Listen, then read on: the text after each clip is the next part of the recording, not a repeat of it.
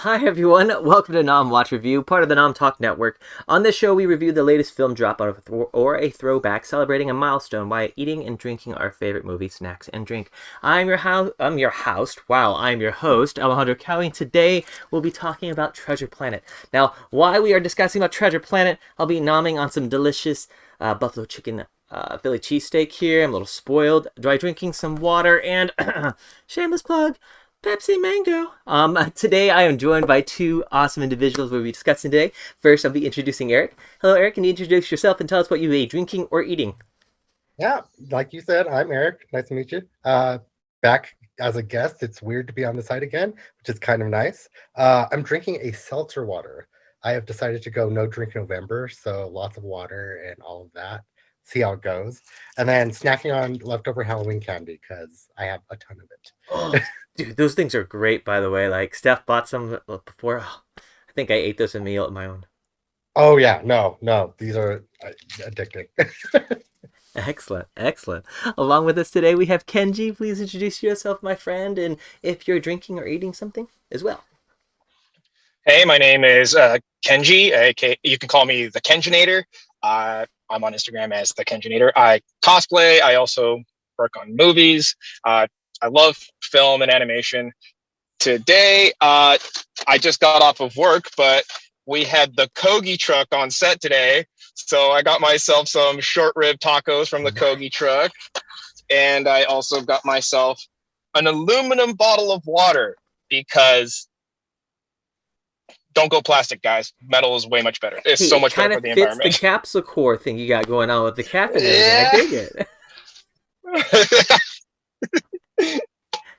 Right on, man. Well, thank you very much. I like the background I got going on there too as well. Looks Yeah, like you like just got off from some studio work. You said, right?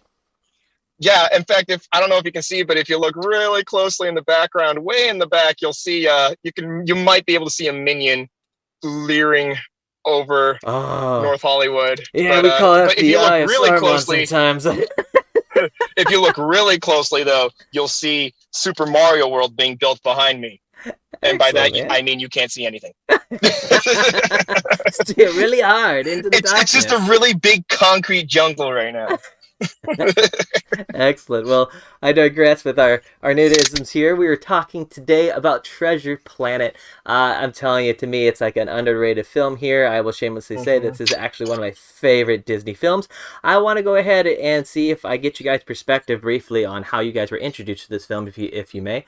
Eric, if you might start off, do you remember like maybe the whereabouts, a time you were when you saw this film?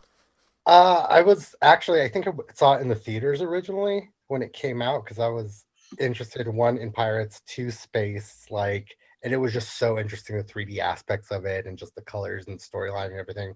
So it was a movie right up my alley. Um, yeah, no, I loved everything about it. Like, even till today, like I just watched it for this, and I was like, wow, I haven't seen this movie in a long time. I need to watch this movie at least once a year. Oh God, easily, man. I definitely get that. That's awesome. Kenji, yourself, my friend, do you remember like whereabouts, how old, or like when you first saw this film? So I was really fortunate and I got to see this movie in theaters as well. I remember though, like I was like my dad and I were probably like two out of like eight people that were in the theater just because like there were just so many other movies that were like hogging the box office at the time. But honestly, my introduction to this kind of lore was as a was when I was even younger with Muppet Treasure Island. And then that's where I first got introduced to that kind of to the story. And then I loved that movie so much, I ended up reading the actual book of Treasure Island, and it's like one of my favorite books. So like when I found out there was going to be like a sci-fi spin on it, like if anyone knows me, I love Star Wars. I love that sci-fi shit. So like the second it was like my favorite book and my favorite like genre of films coming together, I was like so for it. And it's a beautiful movie. I honestly, it doesn't get enough love. it does not get enough No, love. 100%, and I guess that will actually allow us to like roll into this, the start of it as well too. So, just to give you guys a heads up, what we're gonna do here. Of course, we're gonna do our normal thing, discussing the film, and of course, we'll go ahead and kind of try to do this in chronological order. So, guys, on occasion we might digress a little bit on some nerdism, so please forgive us, and we'll try to catch up as well too. That being said, I like to say, first of all, I remember seeing this film as well, but I saw it late. Unfortunately, I didn't see it when it first was released in films. In fact, I saw, or in theaters, I saw it a little bit late, and I think it was, if I'm correct, I rented it I believe it was VHS actually, because I just moved to Hawaii at the time being, and it was kind of crazy because at the time being, it was Chamber of Secrets being released in the Harry Potter era. You had things such as To Die Another Day on 007. You had a lot of releases that kind of overshadowed this, and I will shamelessly say that I watched Died Another Day and Chamber of Secrets before I watched this ever. However, when I actually watched this, I remember getting it and I watched it over and over and over again. So once it can't, in my opinion, it can't get enough love in that regard. Now, I would like to start off to say in the beginning of the film, I like to go ahead and we're the point where it to me, like you said, Kenji, you brought it a bit. You brought this point up excellent. I remember actually catching up with Treasure Planet for me, as in for being the Muppets in that regard, because it was a nice little reflection of the book that my mom gifted me when I was like 7 or so. So it was a nice little refresher, and I thought a comedic aspect of it. So to see something about this, if I'm correct, I believe they said they tried a traditional, what they considered a Hollywood whether it was a 60-40 or 70-30 split, which it was considered the 60% or the 70% being the classic animation style, and the 30%, 40% being the sci-fi or retro look to this, which I think it looks timeless, honestly. In regards to the beginning of the film, Eric, I want to go to you. To me, it seems to hold that classic vibe or era to introduction to an adventure-ish style film. To you, how was your initial feelings on the vibes of the beginning of the intro to Treasure Planet? Watching the intro to Treasure Planet, it reminded me much of like Muppet Treasure Planet, Muppet Treasure Island. But like you're saying, it just brings you back into that world of the classic story that it's always been set in, and you're just like, okay, I'm vibing with this. I love this. But then you start seeing those little things like robots and a dog person and everything like that, and you're just like, okay, they're twisting it and making it their own in a great way that it's showing that none of these people in this world care what other people are like. And they're just all living together, cyborgs, everything like that. I loved it, and just how they brought the new with the old. I thought they did a fantastic job on that one. It's an excellent point. I never thought about that. And I think the relationship, it seemed to so diverse that it never seemed to be something like it transitioned well smoothly. I believe that world definitely. The communication between creatures. That's an excellent point, Eric. I never thought about that. Kenji, in regards to the vibe and the introduction to this world, the Treasure Planet, and the beginning of the film, what was your opinion and your take on it? So, I actually really loved how the introduction. I mean, even from like the Walt Disney logo that you get, like it. I mean, first of all, I just love that when you get like a really special Disney film, like a lot of the Disney films were doing it at that time, where they made their own personal logo, or like the opening, like I don't know, like Atlantis was like a wrought iron door, and like you saw like an arc weld just like across to become like the thing. Like I think it's Lilo and Stitch did their own version too, so did Treasure Planet, and so like it just immediately sucked you in. And of course, the first chapter of like the book is talking about it's the setup with like the treasure and stuff like that. And I love that it stayed like pretty true to the book. Obviously, other than the whole space aspect of it, it really stayed true to the book. So I was really happy about that. I loved how they introduced Jim as a character. Where you see him doing those crazy I don't know, doing those crazy the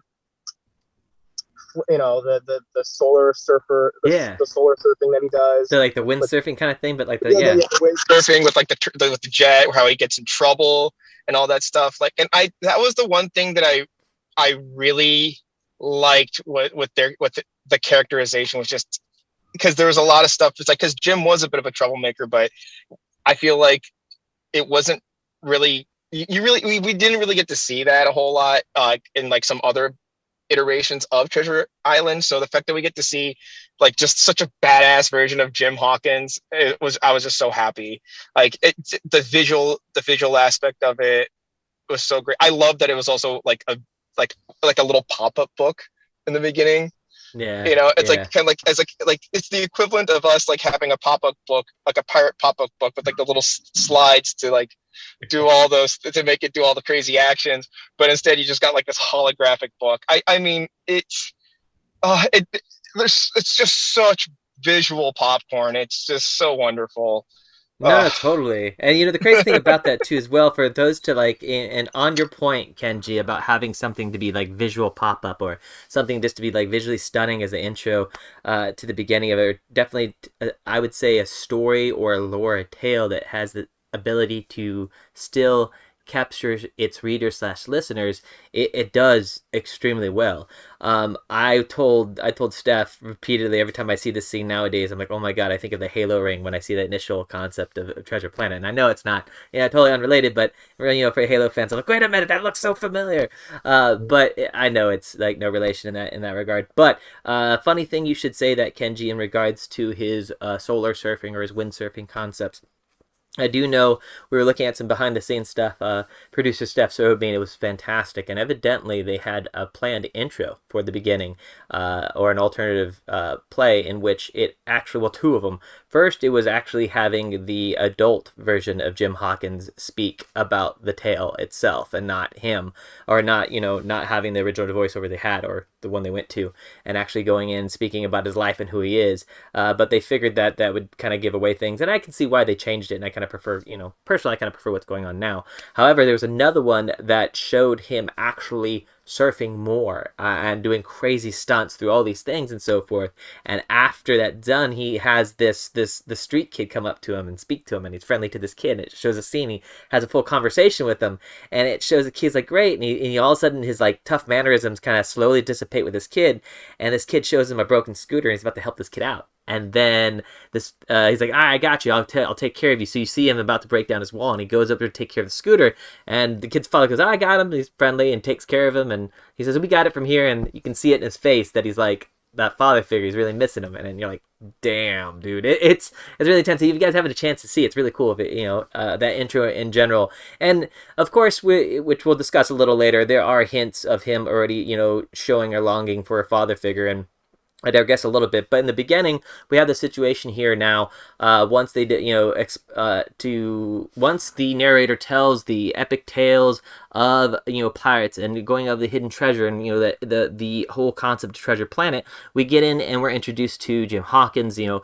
young Jim Hawkins at this point, as you said, Kenji, doing gnarly tricks and so forth on his windsurfer, so forth, a solar surfer. Sorry, we're in the sci-fi aspects of this, and as you can tell at the moment, as Eric, you brought this up so well. There was beautiful a relationship between robots, alien races, and who we consider humans. I'm sure they're considered aliens to other people there, but we have which is hints of dog races, cat races, more and fourth races. We have people that are eating slugs and certain kind of worms as a normal delicacy, and porridge as others. So this world seems to be really fleshed out and delicate. That being said, we get to a point where we can tell Jim Hawkins is a rebellious teenager, rebellious, great mind, seems to be technologically advanced, and yet he gets caught by the cops, which I find hilarious, because right now how the cops respond to the whole concept of, now you have what's his name, starts with the D, the scientist that tries to speak up for him just for a brief moment. The police officers, wait, are you his father figure? And he's like, well, no. He's like, okay, then go home, mind your own business. So it's kind of classic, like, oh, government, right, here we go. This is where you are, caste system kind of symbolism going on here and there. So now we basically get to the concept of understanding that Jim does interact with the, which I kind of joke around, I call it a steampunk TIE fighter, and you have this dying pirate, Matt, what I call an epic turtle pirate, comes to the point we're going to call him right now, explains the fact that he has a cyborg coming after him, right? So implies that he has treasure in his plan, has ideas where Treasure Planet is, and implies that there's a pirate cyborg after it, and he needs Jim's help. Right? So we understand that Jim's rambunctious at this point, already got caught by the cops at this point, and he's running to his family right now, about to explain the fact and trying to help this, pirate turtle get back to, as we can tell, I kind of skipped over the concept of making the fact that his mother works at a tavern inn, correct? Or like a bed and breakfast. Correct me, do either of you guys remember if his mom owned this or just worked at this bed and breakfast?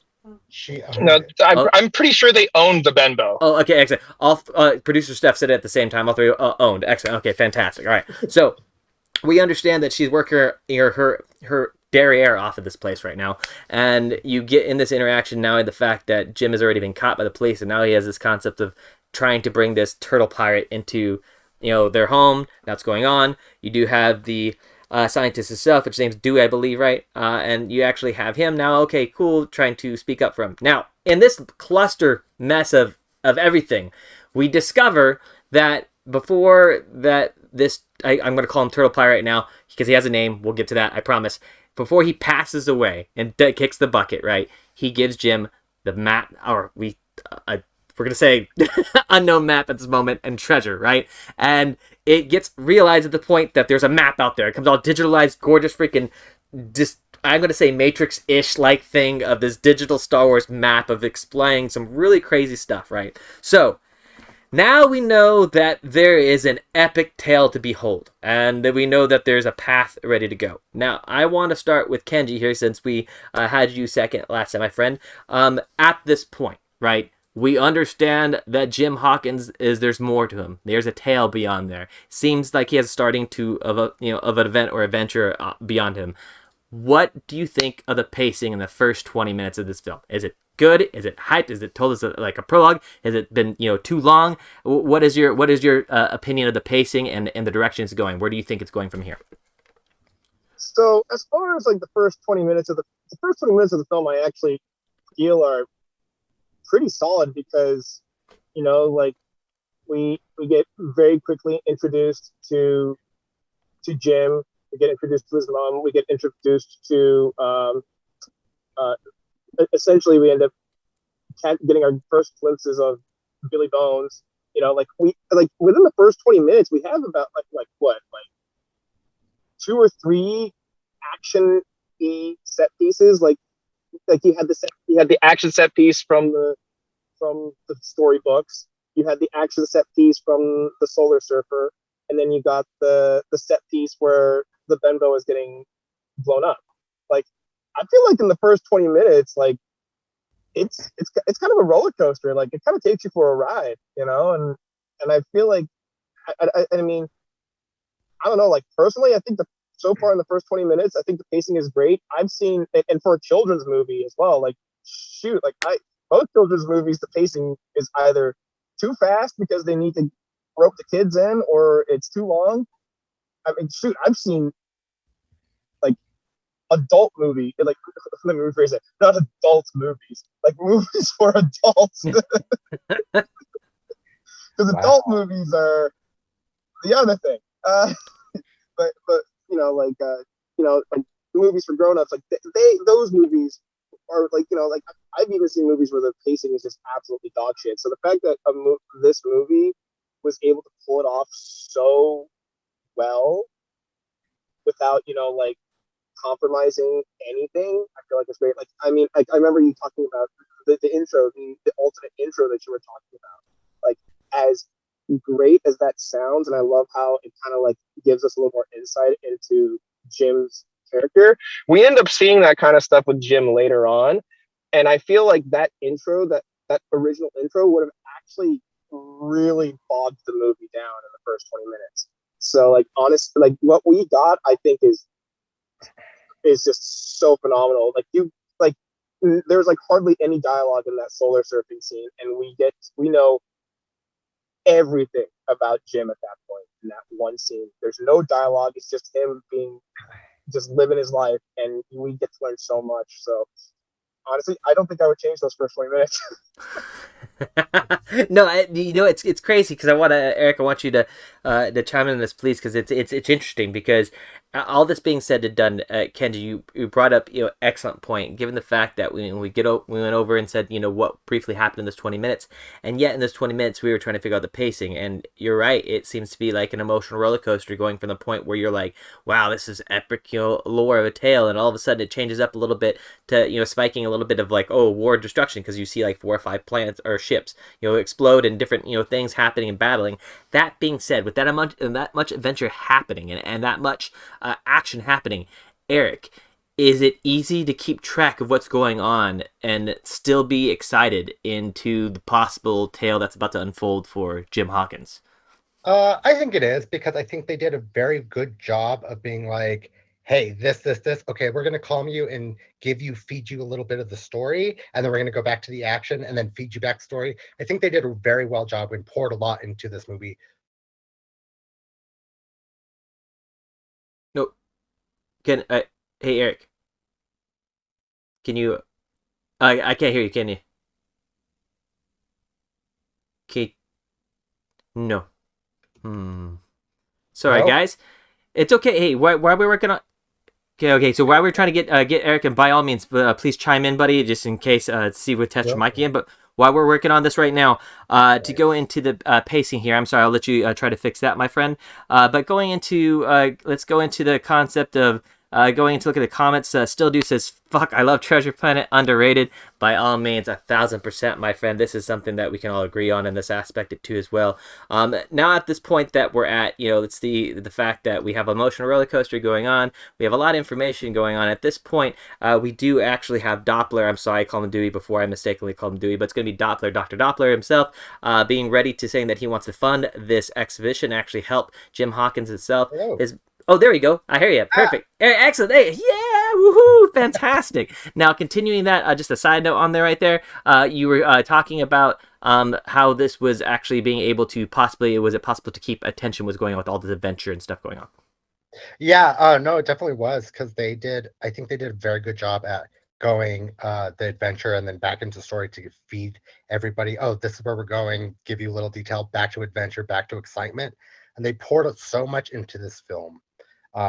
It's unfortunate, like you guys said, that there were so many other films that overshadowed this, because I feel like the studio did do a good job of being like, we want this movie to be a great movie. We're going to put this as much attention, and if more than all of these other movies coming out, because they knew they had a lot that was coming out for them. But unfortunately, Harry Potter's going to beat a lot of movies. Damn that Chamber of Secrets! I'm sorry, you're paying my bills right now. Don't get on me. But yeah, no. The pacing and everything and story in the first 20 minutes is good. Later on, it gets a little lax, but we'll get there. I like that. I like you said that. I like you said that. So we have this established now. The fact that we have this, it seems to be the classic epic tale of lore of pirates, adventure, and treasure hunting. We seem to have the classic hero Jim Hawkins that seems to have a overshadowing, little shadow of the concept of possibly being the bad guy getting the bad rap. However, he seems to be very intelligent, seems to be really connected with family, and just wants to get out of this everyday dredge of a job, or the lack of a life that he seems to have, or that lack of adventure where he gets. Now it seems to be the fact that him being So he's a millennial. I'm sorry? So he's a millennial. Yeah, there we go. Exactly. We can also tell by the soundtrack that was going on with that longing of wanting to go through the grain of life and having coming from the wrong side of the tracks to some extent. I want a moment to be real. Oh my God. Wanna touch things I can feel. That is I don't know what to feel. I belong. I think I listened to that like the week of my graduation of getting out of graduate high school. I was going to date myself a little bit on that one. But that being said, you have this situation here where he actually has, which I find hilarious, the fact that you have Doppler now saying, hey, I have my excavation money. I have this money that I got from this college, university here, that I by chance can use and help you out on this adventure. Now we have this, this tangible evidence that something exists that that can, honestly, I know he wanted to go on an adventure. I know that he wanted to go ahead and help Jim out, but at the same time, I'm like, that would probably fund the money you got from your college and then some, back, making you a very successful traveler, explorer, and so forth. So it made sense for him to not only have a physical connection to, it seems, the Hawkins family, but also one of a financial gain, which then makes sense because he says that he goes ahead and gets the ship, and he says he hires his crew, and he has an idea to go ahead and start this adventure. So that being said, we fast forward. He exits. We see that they're now in this big spaceport ready to go on this adventure. And we see Doppler and his big futuristic bubble of a machine-like style thing, which I find hilarious because on this planet, it's really not established in this world how everybody's breathing without oxygen tanks or what's going on, because hypothetically speaking, you got planets they go to travel to, right? And then you got ships that go out there, and yet they don't require anything. So I'm sure there's some really cool technological thing they don't explain. So that's where my 0.5 comes out on this yet, but we're going to talk about that a little later too as well. But you have them now having this ship. We're going to go ahead, and he gets the captain and his first mate, which I'm going to go into because I almost lost the captain and the first mate's name. Mr. Arrow being the first mate, and the captain itself being Captain Amelia. So, with both these people here, they seem to be the only trustworthy people amongst the people that have been working out here. I want to throw in a little nerdism here. In the very beginning of when Dr. Doppler stops off the actual dock along with Jim Hawkins, they ask an alien a question. And that alien looks at him and says it's that direction. But when you look, there is a robot alien on top with a mustache, and the alien on the bottom has a little goatee as a buff. They're meant to look like both. Was it Baby Producers? Or what is the title of the artist? Or the... Oh, well, I was just trying to get their title. It didn't have to be their name. Oh, Musker and Clemens? Yeah, Musker and Clemens. So it was actually I can't, what's the name? The producer, directors? I can't think of the names. Director. Thank you, directors. These kids, it's like, oh, Lord. But you actually see the little nerdism. You actually see aliens representing them and looking just like the directors themselves on there, which is really neat. You get to that point where you get to the ship and you are introduced to them to some shady crew along with the captain and first mate. Now, here's the thing. I read in some interesting little facts about the film is that who the ship actually belongs to, because hypothetically speaking, if it's funded by the Doctor himself, right, it belonged to him, and yet the captain, Amelia, technically was the owner of the ship because the flag that was being flown, this little nerdy thing on it, reflects an emblem of the military she represented. So there's a big argument right now, we can go on this later, about who actually owned the ship and why was there a shady crew on this ship that was supposed to be ran by a government in the first place. So I'm sure we can get into that a little later. But now we understand that the Gaia ship, you understand that Captain Amelia and her first mate Arrow seem to be very, very, I think, trustworthy. I had very likable characters. It happens they were voiced by very amazing actors and actors. We'll go into that a little later. And then, of course, you see, the shady crewmates. Now, when I first saw this film, I was oblivious to what was going on because I think I was so enamored by the animation, by the world, and everything around me, okay? But in the beginning of the film, when this happens, after we're looking at Jimmy Bones, the pirate turtle that dies and croaks before he gives the navigation tools and the idea that the cyborg is after him, right? You notice in the shadows that there's some figures that look mighty familiar if you've seen the film again and again and again. And I didn't realize that in the beginning of it. I had no idea. So now we are into this point now that we see them enter the ship and there is a shady crew. I have to start with you, Eric, on this one. Was there any inclination to you at all that, that stuff was about to go down in the first place? Or was this just, there's just pirates being pirates? Or is it me just being ignorant to the situation? I'm totally okay with being totally oblivious if there was tales. Or am I wrong? Now, we're on the first part of the trials. Was there anything that was given away that something was up? Oh, yeah, no. I think I've always thought once they get onto the ship, just the look.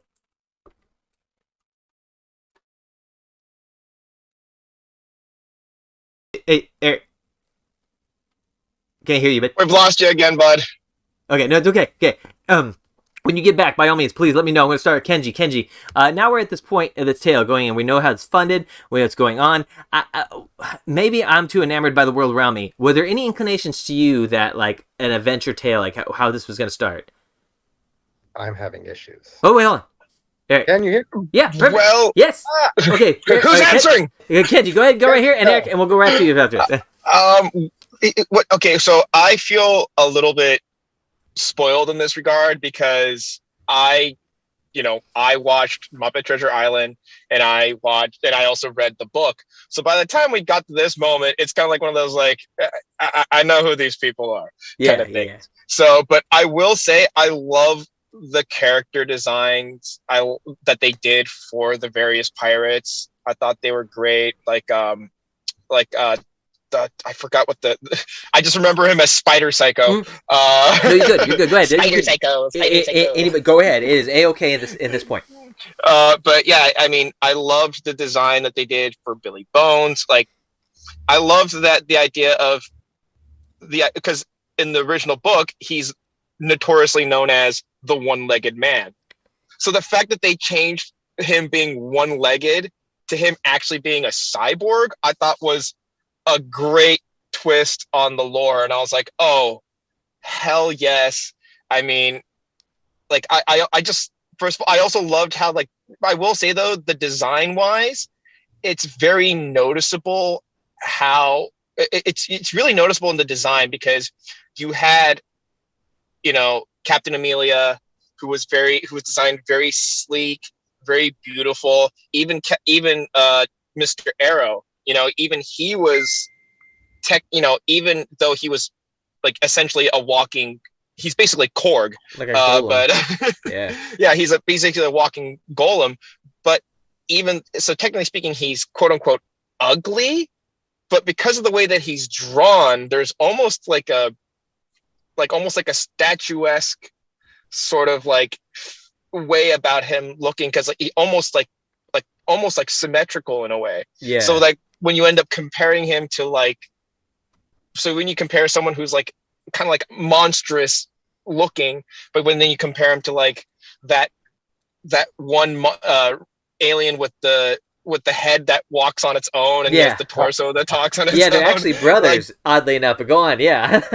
Yeah, but and like you had like the way that they're drawn is, I feel like the good characters are drawn with very humanoid-like features. Like the eyes are here, a certain size, the nose is here, the mouth is here. Like even Amelia, despite the fact that she's a feline, looks, human-like in a way. But then you've got like the spider, the head that talks on its own, like all these very. Wasn't there even like some little tiny like creepy little like pirate too that was like carrying like a big gun, like it was the I call him a scout, but he's at the very top of the mast. He has he has about 8 eyes, and he has like multiple legs. Dude, yeah, he has like this little shotgun that's twice the size of he is. It's funny you should say that, Kenji, too, because hypothetically speaking, while we're on this note, and Eric, by all means, I want to chime in back into what we're talking about as well, my friend. But in regards to the fleshing out the characters and who they were with, being an alien race, and Eric, you brought it up earlier too, in regards to the relationship between individuals and the different races and so forth as well. It was interesting because I'm gonna just jump into this now. Spoiler alert for you guys that haven't seen it. This is like a 20-year-old plus movie. So, but that being said, you have a situation with the Doctor, right? Being I would say Doppler, and you have Amelia the captain. So evidently, him being a dog creature and they being a cat creature are two different creatures as races inside in general. And evidently, it was explained in behind the scenes and cut scenes, and they cut it out because they were afraid it would be too confrontational. The Doctor was the one that was supposed to be pregnant, being a male style area, and the female, the captain, was supposed to be helping impregnate the Doctor, which was interesting because it was brought up into like, how is that possible? Because he's obviously a dog character, and she is a cat character, and they brought as well as Long John Silver, or John Silver himself, or the one-legged man. Hypothetically, he was a bull character, and they went to talk about his race and so forth as well, a bull cyborg, which threw me off in general. I didn't know until I started looking at like little nuances about their noses and their ears and what they were, and I was like, this is really freaking cool. So, Kenji, I couldn't agree with you more in regards to the amount of like obsession I had with the animation of who they were and how they were as characters. if I'm correct too as well, you were talking about how the head could be movable and the body was self. Evidently, they're supposed to be brothers in this crew as well. The spider character there, if I was thinking about it too as well, is supposed to have a bigger background to the story as well. But it was really beautifully drawn, considering the fact that I did know the background for Treasure Planet. I didn't see it coming for some odd reason. I think because I was so damn tripped out by the sci-fi that was enamored to myself too as well. That being said, Eric, coming from someone as well, you to be fully caught and enamored in the world, we see that there is a possibly shady crew. We see the fact that we have a really good, wholesome Arrow and his boss, his captain, himself, Amelia, the captain of the ship. But knowing that you had people you can trust and people you were not too sure about, and they're about to start their journey. What did you see? What could you see unfold for you? Do you think the story was still good pacing? Was it once again continue to be a smooth storytelling? Where are you as your opinion about where we're at in the story and where could it go? Hopefully you can hear me. You can still hear me, right? Yeah, I get. Yeah. Perfect. Technical issues. Don't know what's going on. But no, I thought like the setup for this, like them getting on the ship and the difference between who you can tell is good and who you can tell is shady and everything. I thought the pacing was still good at this point because they're setting up that story, that journey that they're about to go on.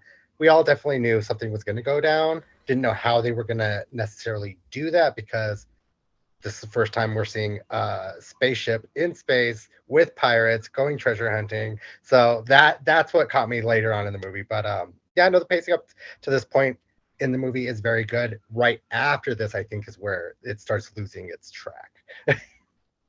Heck yeah, excellent. Yeah, no, I totally agree at this point because now we understand that here we are, the intro of I guess the start of the tale, the Fast Forward, and that's the interesting thing about this. I'm sorry I get a little digressing here on a lot of side things because just in the first, we're already talking about just the first 20 or 30 minutes of the film, and at this point they have not even technically went on their adventure yet. We understand that now we're going to a ship.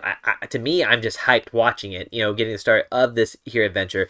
Now we're at the point in they're starting the relationship. You're introduced to the Misfits characters. Kenji, you brought it up. You had the multi-moving body character. You had the flatulence character and so forth as well. That he had the conversation with Dr. Doppler, which I found that very humorous and slightly cute in a sci-fi way. You do once again have the people that I consider to be comfortable with, the First Mate Arrow and Captain Amelia of the ship as well. But you can also tell Amelia and the captain or the Amelia and the First Mate had an idea that there's some shady going on in the first place. They didn't like the crew that she hired, that the doctor hired. So initially she was like, "Hey, I don't, let me see what you're hiding, what you're using as a map, and I'll hide it here in the cabin, and we'll just keep things hush hush."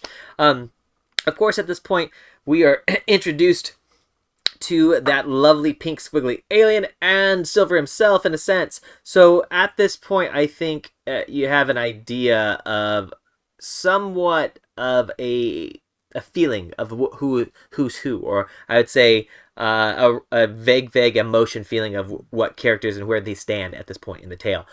So now here we are, which is explained that Amelia looked at both, the doctor himself, or especially Jim Hawkins, and was like, "Look, you're on my ship. You're gonna do stuff." So considering the fact we see this possible development character arc of Jim Hawkins being introduced to Silver himself, he also notices at the phone the Silver says like, "Oh, cyborg." So I think initially he gets on the defensive, in my opinion, in initial interaction.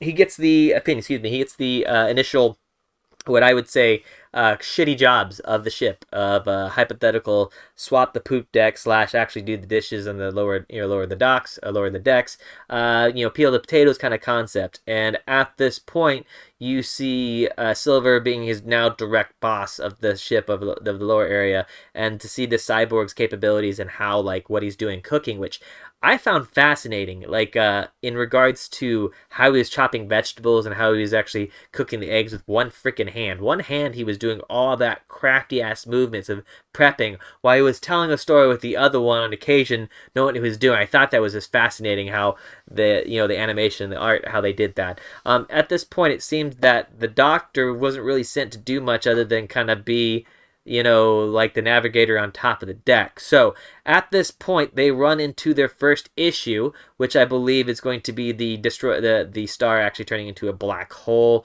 destruction, so forth, which I believe sets up for a tragic portion of the tale. I want to go ahead and lead this. I want you to, Eric, if you can go ahead and lead off with this next portion here. So, by all means, if you can go ahead and introduce the tragic portion, we do lose possibly somebody to where it goes from this point on. Where are we at in the tale? How's the feeling of it? Because you have not only that situation, you have Jim Hawkins possibly feeling responsible. So, how do you think the vibes of the story is at this point? Well, I feel like at this point, we lost pacing a little bit with that entire freaking song. Yeah, that's right. Their bond. I totally forgot that's when the montage happens. Where the montage happens.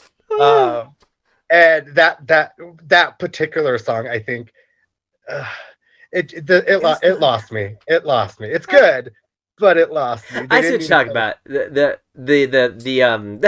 montages. The montage. 'Cause I want a moment. Okay, go with that song and go with your montage, but not the entire song. Like, how much did they pay to be like, we want our entire song in this movie, just so you can animate behind it? I mean, even Titan AE knew only to use one verse of the songs for their segments.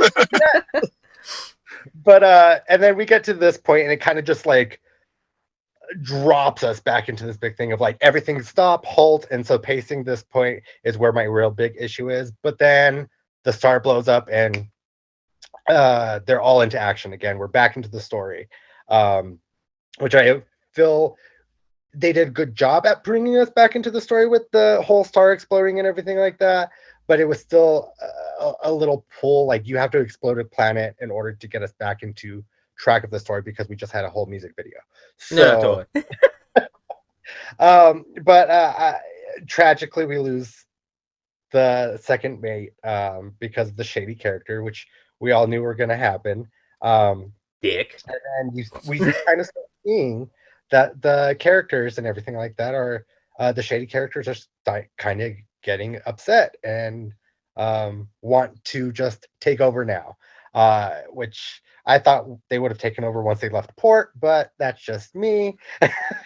But yeah, no, I think we're doing well at this point, except for the pacing. The pacing gets back on track at this point of the movie. Gotcha. Right on. So, as Eric said, we had the epic montage that was like the definition of some of our lives, and some of us going, what the fuck's taking so long for this thing to end?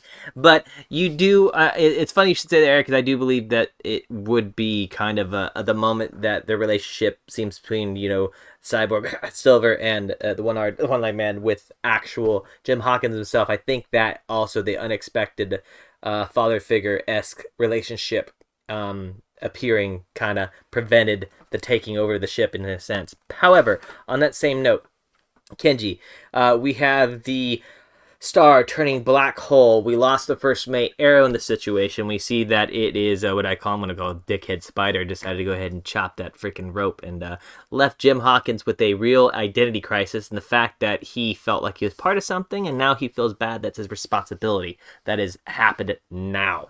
So we are in a very, very dark time for said hero of Jim Hawkins at the moment in his story here. Obviously, it's feeling dark right now, but to you, do you think right now this was a pretty good setup in regards to what was coming up next, considering the fact your knowledge of Treasure Planet itself, or did you see some things that might have been some nice little differences that was a nice little, I would say, bridge to the next part of this Odyssey of a Tale? So I personally, like, even now, when I watch Treasure Planet, I identify with this version of Jim Hawkins way more than I did with any iteration of Jim Hawkins, and I'm even talking about the OG from the book. Mm-hmm. But I don't know, like, it's that speech right after they lose Arrow where he's like, don't you get it? It seems like no matter what I do, no matter what I try to do, I'm always messing things up. And like I feel like, and I feel like it's not just me. I feel like so many of us can have been in that position where we just want to do the right thing so badly, and we think we're doing the right thing so badly, because and only to find out that despite that we are trying so hard to do the right thing blows up in our face, and we're right back to where we were. And I feel like I don't know, like I feel so many of us have been in that position before, especially when like as I've throughout the years as I've been watching it, like I've just been like, dude, I feel you, Jim. I'm with I feel your pain.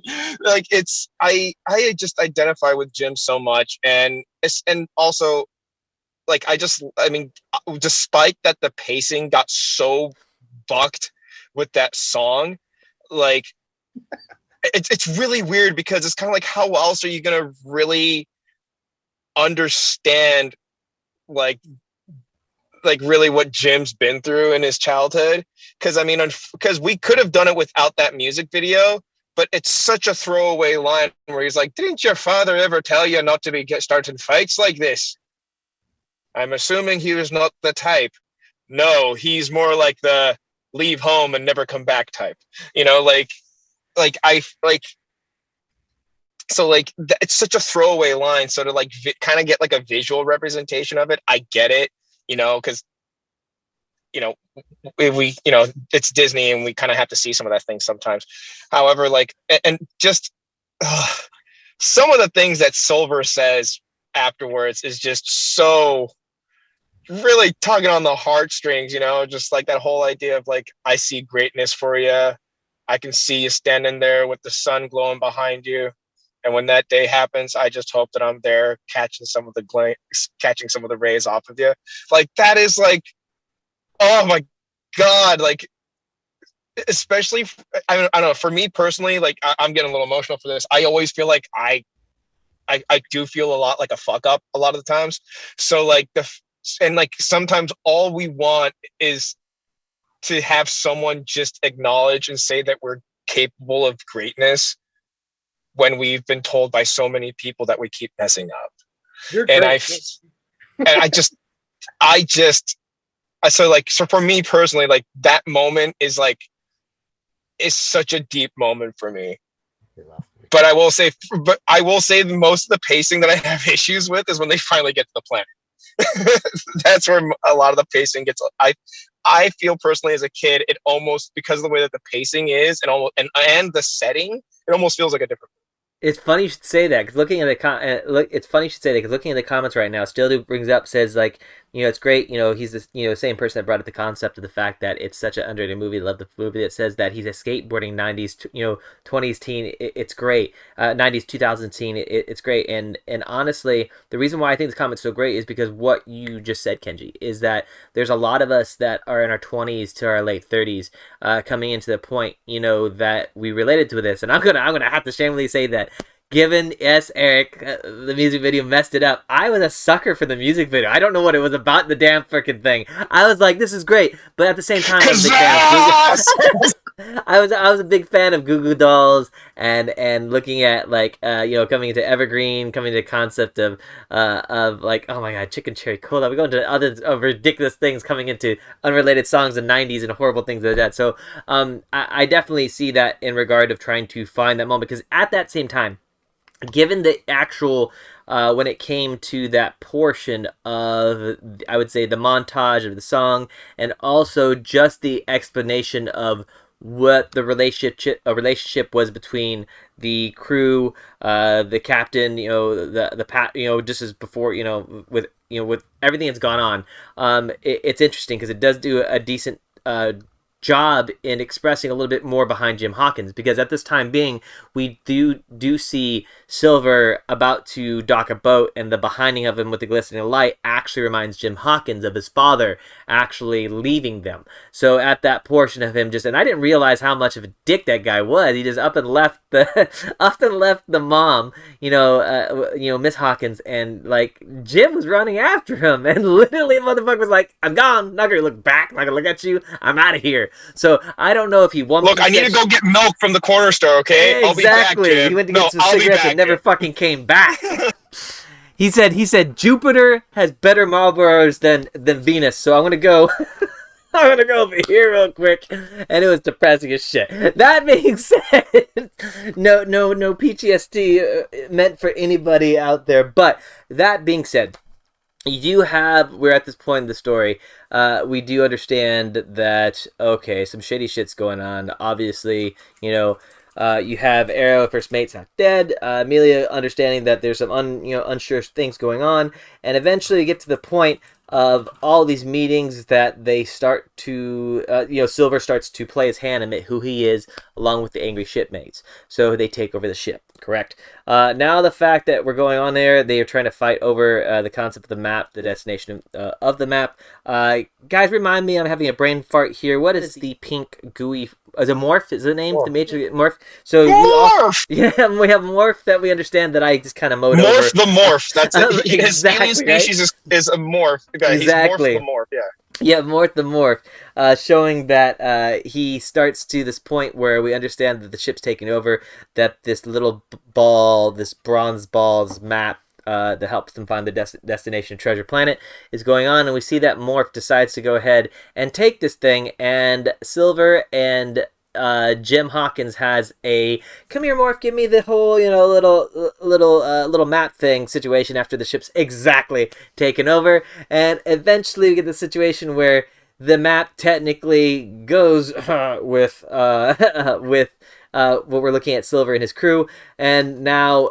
that you have Amelia duking out, shooting out along with the Doctor himself and everybody trying to get in the ship that takes off to the planet himself, and now they take off the planet. So we have the Doctor Doppler himself. We have the Captain Amelia right now, which looks like she's injured.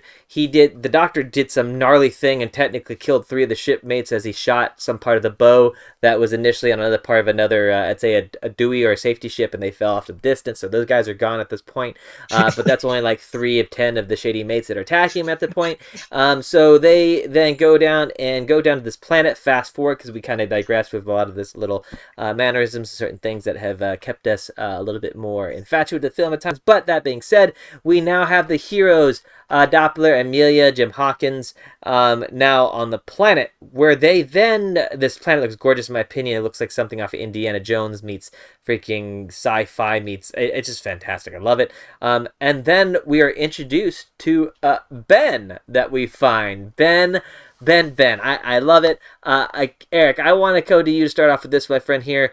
Now, we understand this epic tale of the situation that mutiny happened. Now they're in this part of the planet. Where are you at? How are you feeling? How you are in the characters, the relationships that you see. What's going on for you at this part of the film? I really did like the between Captain Silver and everything like that father-son relationship they have.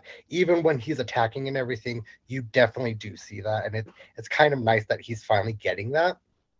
And that Captain Silver is honestly caring for this boy more than he has. He says the line like, I'm in trouble now, more earlier on before they start happening and everything like that. But one of my favorite characters in this movie is Ben, because I love Martin Short. But it also reminds me of that movie Robots that they came out with around the same time. Like, just the way he's talking and jumping around, everything like that. He's my favorite, like one of my favorite comedians as well, just because he has great timing, regardless of him being on screen or in animation or anything like that. So this is the part where it starts picking back up for me, because I just love his chaoticness. No, for sure. I know. I totally get that. I never thought about that too. The movie Robot, that makes a lot of sense too. And just Martin Short, it can't be anybody more fantastic in my opinion when it comes to his voice. It was an unexpected voice for me. I'll tell you right there. I didn't expect to see him in the expect that voice or that epic of a voice actor be behind such a great animation character. Kenji, for you, my friend, we are at this point, and now that they're introduced to Ben the robot, you have Amelia. I think she looks like she's injured at this point, duking out, and Captain Silver and them are right behind the crew, Jim Hawkins and his ragtag group. How are you feeling right now? What's your opinion? What's going on, and what's being portrayed? Where do you think it's going? So, I mean, I mean, here's the thing. I personally like the introduction of Ben. I felt like for me, like I don't know, maybe it's for me personally. I felt like Ben was kind of like that.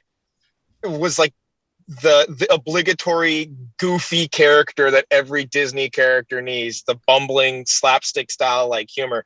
I mean, don't get me wrong, I love Martin Short. I think he's absolutely fantastic, but I felt like the character of Ben was completely unnecessary because you could literally you could leave him out and they would still be able to find exactly where the portal is, where the treasure is. And this is the second that they set foot into it and start taking shit, they're gonna know exactly that the planet's starting to break apart. Like they don't need this. They don't need this talk box telling them everything about what's going on. But don't get me wrong. Like the movie, he had like some of the best lines in the entire movie. Like I've lost my mind, and also the point when he reboots and he goes, "Have we met before? I want to call you Jeremy." He has a great. Like he has a great sense of humor. I love like Martin Short as an actor. I just unfortunately found the character to be kind of useless. That's just my personal opinion of it. I mean, that's just my take on it. I mean, I'm sure you guys probably see something otherwise. I'm sure you guys loved him. Absolutely. I mean, Eric was saying he absolutely loves the character. Like I personally just was like, I felt like a lot of the pacing in the final acts kind of revolved the pacing where it suddenly just kind of slows down to a crawl. I feel a lot of it has to deal with Ben, but that's just me. Kenji, how dare you be a human being and have opinions, sir? I can't believe that you have actual thoughts and opinions different from other people. Now, okay, that being said, it's funny you should say I'm being that controversial. Eric finding the pace slow with the montages somewhat in the beginning, and then you finding the pacing a little slow with Ben being introduction. Now, I find this fascinating because we're going to talk about this a little later so please do not feel bad about any of this. That being said, right, we're in a situation here that we understand the relationship going on. Eric sees mentioned the beautiful relationship being developed between Silver and Jim Hawkins himself, Kenji, you're bringing up the concept of that coming into the montage, bringing the fact that it does explain that pretty decently to some extent, but at the same time expressing the fact that it seems to be an emotional roller coaster because we got a lot of ups and downs that Kenji brought in the very beginning, that this epic lore is being told, but at the same time we're seeing people dying that we think we're having some relationship with and yet not, and yet you have the hero himself, Jim Hawkins, trying to figure out who he is as an individual because he has a lot going on in his life, and yet he has a father figure that seems to be appeared here, and now same father figure seems to be making him now open a map to do something against his moral compass that he initially has, it seems right now. So, and now they are introduced once again to Ben. Eric, I want you to start here with this too as well, because you have a situation here now, being the fact that we are at a point of the story that Ben seems to be a possible puzzle piece to connect not only Silver, not only Hawkins himself, but the fact that we also look at things such as the possibility of discovering Flint's treasure and where it's at, and what this connection may be. So that being said, we're introduced to Ben. He seems to be that wacky, lovable character that's going in right now. Kenji, you did break some good possible points. There are some things that could be possibly done without him, but he does bring that comedic relief to this world now, and it seems that he's missing something in the back of his head, which seems to be always missing that one thing that he wants to tell Hawkins and his crew as they're running away from Silver and so forth at this point. Now, at this point, I really want to get to this. I guess this is where, in my opinion, I also give this a 4.5. I gave it another reason for some things previously, but at this point, I feel as if the storyline is being pushed and forced a little fast. Now correct me if I'm wrong, Eric. I want you to start off with this here. We are introduced to Ben. He has a goofy little montage coming in, explaining who he is. We understand that Amelia's injured. We understand that Silver is on their trail right now, and Silver himself seems to be having a moral conundrum: if what he's doing is right or wrong? And we obviously see some hints of the fact that Captain Flint is actually true and not just some kind of fairy tale lore for people to die and aimlessly search for treasure that doesn't exist. So it looks like there's a possibility at this point now. Is it just me? Or is the story, the pace seem to be being pushed a little bit beyond what it felt like in even pre-montage and after montage of what's going on in there? Is it seem to be fast? And if I'm wrong, I'm totally okay with that. But where are we at this point? No, I completely agree with you. Ben, much like Kenji, like you said, that he's a useless character. I just love the character. Yeah. His job for me is to push the story so much quicker because I don't think they had a plan on how to actually stick with who they had and develop it to where they needed to get. And they were running out of time. So they're like, we need to create this chaos character to just push. Because if you notice, it's always Ben who's like, hey guys, I'm up here. Or they would have been searching for them forever. Or when they go to the ship, messing up everything and stuff like that. So it definitely does speed up from the pacing that we just got back to, and that slowing before. And that's what also kind of annoys me too, because it is so quick at this end, and that's why the character's there. Even though I love the character, that's why the character's there, just because they're running out of time and they couldn't come up with anything more creative than to throw chaos in there to speed this up even quicker. No, I could, yeah, for sure. Now I see that because Kenji, because you brought it up, and Eric, thank you for bringing that. I never really thought about that because at this point, it does seem they do need a connection. Because even though we seem to have this portion here of well knowledge of the lore and of a modern day situation, we're like, okay, cool. Here's this captain that seems to be trustworthy. First mate just died. We have Jim Hawkins that has a relationship with Dr. Doppler himself, and just the tale of what his father or possibly friends have done in the future, because we don't know. All we know is he's practically just the only child of his mom right now, being fatherless. So at the moment, we have a shitty life, or not really orphan. I'm just saying, fatherless individual, kind of soulless, trying to find something, because orphan's really, he has his mother, which in my opinion it seems to be a strong woman right now. It just seems to be a little lost herself.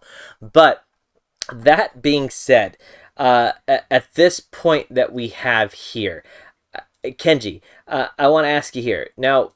We discover that this map introduces this possible portal opener that takes you immediately to areas such as Flint's treasure. So we then come to this particular area, and we now see, because I'm going to start off with you here, my friend, a remnant's skull body, because eventually I kind of skipped ahead of here. Silver catches up with Amelia being injured. Their fights have multiple fights to get to this point where they corner him and they realize that, hey, look, Silver forces Jim Hawkins' hand. He says, do this or do it now. Just gets him in the corner. He's putting a rock in a hard place. And he then does the portal thing for a second time because he knows how this map works, because he's just a brilliant-minded individual. Just loves to solve puzzles, in my opinion. And we get that quick connection to the fact that we see Captain Flint, his skeletal body, and his hand is holding what happens to look like the back head of the Ben robot himself, right? Now, as we are here at this point, it seems that we are now at the big controversial point of the antagonist and the protagonist together and trying to find what I consider a very unknown but still action-packed goal for Jim Hawkins. He's in a situation now where it seems they put the device in the back of Ben's head, and now it seems to all come back to Ben's about to release something, and maybe you know about this, Kenji, and I'll let you continue with this, but it seems now we're at the major conflict of Silver himself with his crew and Jim Hawkins himself and his crew. And now we're at a big boiling point into this possible point of I'd say, destruction. In the original book, it's that they get driven off the island by the natives. They have to basically just hightail it to the boat because the locals are not happy with the pirates being there. Now, with that said, because we didn't establish locals in this movie, I was like, well, they got to figure out a way to come off of it. And I was like, once you think about it, okay, we've established that the planet that they're on is not actually a planet, it's actually a machine. So what's something that machines can do that always happens at the end of the freaking movie? Exactly. Star Wars did it. This movie's doing it too. So it makes sense that becomes the conflict that in the final act is the whole, you have a countdown, and you only have a finite amount of time to escape. Can they escape?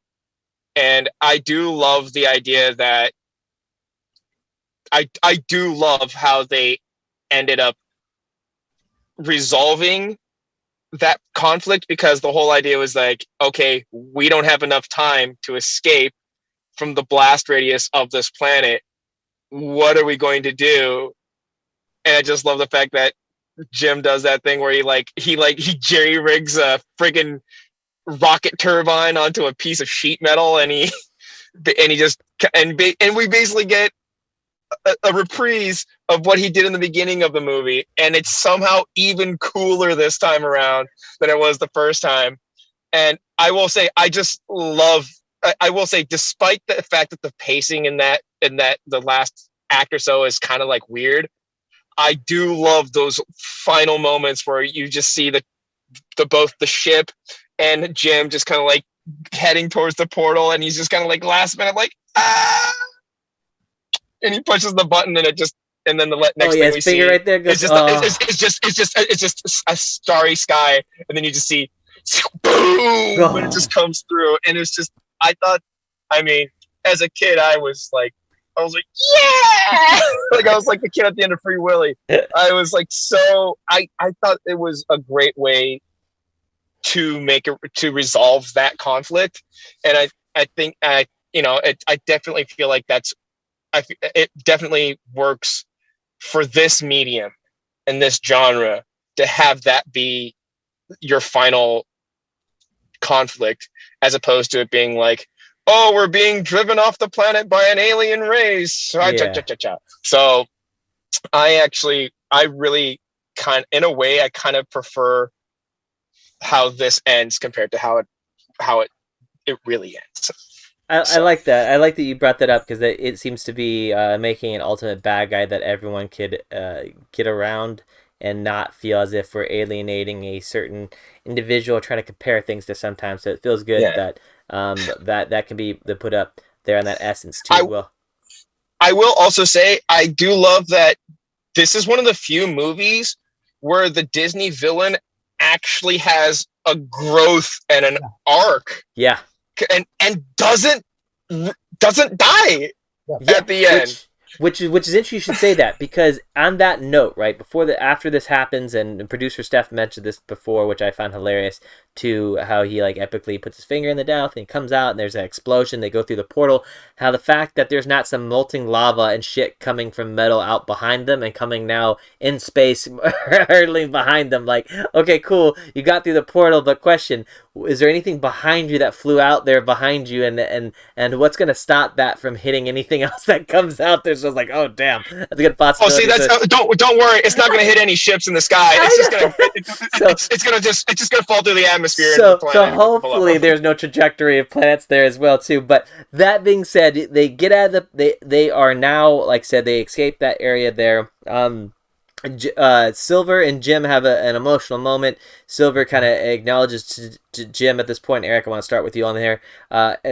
Acknowledges, Jim, that look, you have an adventure ahead of your life ahead of you, but I can't be part of it at this moment. I have to go do my own thing. So we see, his little farewell thing as well too. On that aspect of it, we now see that Jim goes his life, becomes a cadet, so to speak, in this world. Materially wise, we have the Captain Amelia, and we have Dr. Doppler having children, which I think is like 4 to 6 kids. I can't remember. They have quite a bit. But it shows that three, so they have 3 in there, which is interesting, because basically, a little side note, there is, I believe, either a comic or a video game that explains the name of all 3 of those children and give them backstories and everything, which is really fascinating, which I'll go that a little later. Eric, So, now that we see the epic tale of it ending, the very adventurous Star Odyssey tale of coming to the end, we see that Jim Hawkins seems to be coming into a very well-fulfilled life so far, or starting into it. It seems that his buddy, Dr. Doppler, and the captain himself are having a life. What's your opinion of where this is headed? The ending itself. Was it a satisfying ending to you, or could there be some more possibilities? What's your opinion, my friend? No, it was a satisfying ending for me. Having the captain and Doppler get together and have kids, because you see those kind of looks even when she's hurt and being like, "You have lovely eyes" or whatever. So I enjoyed that. She's losing her mind, Jim. That was adorable. Oh, that was great. That was great. I'm the when he's just like, "I'm an astrophysicist, not a doctor, Jim." I am a doctor, Jim, but it's not the same thing as being a doctor. I have a doctorate, which means you're a doctor, but you can't do anything. You're just useless. Yes.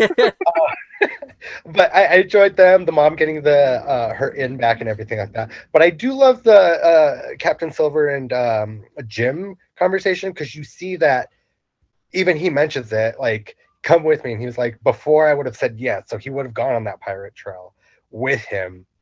But meeting him and being through all of this, you see his development growth into this like fine, upstanding guy. But you also see the captain's as well, and the reason he can't stay is because he is a pirate and he would go to jail for a long time. So he's always constantly on the run. But he does have Jim finally got that goodbye that he wanted from his father as his father left. So it was very good, and how do you say it? They put a button on it, cathartic. Thank you, for him to finally get that resolution in his life. For sure. That's it's funny. I would never. I like how you put that. It seems that it has that nice little send off. His goodbye to him. I never thought about the interaction between, like you just said, Silver and Hawkins himself being that goodbye, which is really great. Now, Kenji, you mentioned this before. Eric, you mentioned this before as well. Both of you, multiple occasions, that this is one of the first Disney films that you guys experienced and actually enjoyed the character arc of the villain arc of of actually Silver himself. So, like I said, it's very fascinating in that regard of the character building, and I thought, once again, the world, let alone, was very well developed. That being said, we are coming towards the end of it. We went a little over tonight. You guys, thank you so much for joining us today. Thank you so much for your opinion. I know we can honestly probably go another 45 minutes talking about the production value of this, why it did horribly in the box office at but at that time being, production cost of certain things and transitions were happening. Advertisements, things were going. So once again, there's a lot of things in transition that we could talk about this. But once again, thank you everybody for joining us tonight. Please join us next time. It's going to be November 14th of this month, which we're going to actually have the host Stephanie Sandmeyer talk about the film Anastasia, 1997, 25th anniversary. So we are going to be really excited about talking about that coming up. Ladies and gentlemen, Witches Wizards, you guys are fantastic. Thank you for joining us, being here with us today. Eric, where can we catch you on your social media, my friend? You can catch me on all social medias at Heartless7, the number 7. But yeah, no, I'm on everything, TikTok, Twitter, everything like that, under that, and you can find me doing my thing. Fantastic. Kenji, where we can find you on your socials, my friend? So you can find me on Instagram and Twitter and TikTok at Kenjinator. That's K-E-N as in Nancy, J-I, N as in Nancy, A-T-O-R. Like Terminator, but with the Kenji. And if you want to catch me on Twitch, which I sometimes am on there, I usually host a D&D. I'm usually hosting my dad's channel, which is when we do D&D sessions every Sunday at 3.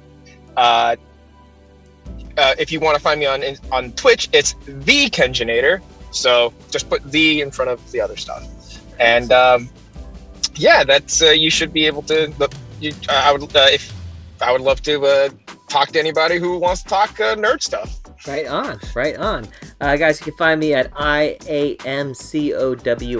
That's I am Cowie on Instagram, or also that could be actually on Facebook or Twitter, Crimson Cowie, where I talk all my trash and shenanigans, or going to TikTok, which that would be also IAMCOWIE, which will just give you an acting account and so forth as well. But guys, remember, thank you for tuning in. Please just join in, be sure to join in our Discord to keep the conversation going, as well as subscribing to all our platforms at Nom Talk Network.